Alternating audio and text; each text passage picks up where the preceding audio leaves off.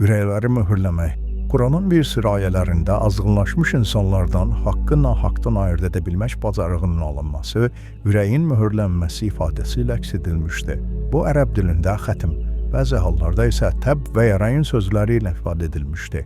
Möhürlənmək sözü ondan irəli gəlmişdir ki, insanlar adət-ənənələrinə görə hər hansı bir əşyanı və ya məktubu bir qaba, paçada qoyduqda kimsə onu açmasın deyə ağzını bağlayıb möhür vururlar. İndi bu adət davam edir. Xüsusilə də daşınmaz əmlakın reisləri zamanı və ya notariat kontrollarında yaxud poçtlarda sənədləri bir qovluqda toplayıb qovluğu möhürləyirlər ki, sənədlərdə hər hansı bir dəyişiklik edildikdə məlum olsun.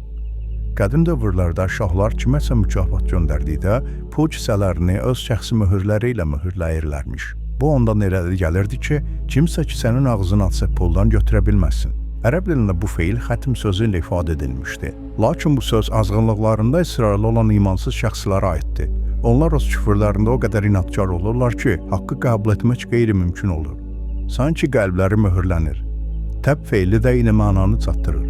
Rəyin sözü isə qiymətli əşyaların üzərinə oturan toz torpağa pasa deyilir. Quranda bəzi insanların həddən artıq günah etməsi nəticəsində qəlblərinin paslanması barədə məhz bu ifadə istifadə edilmişdi.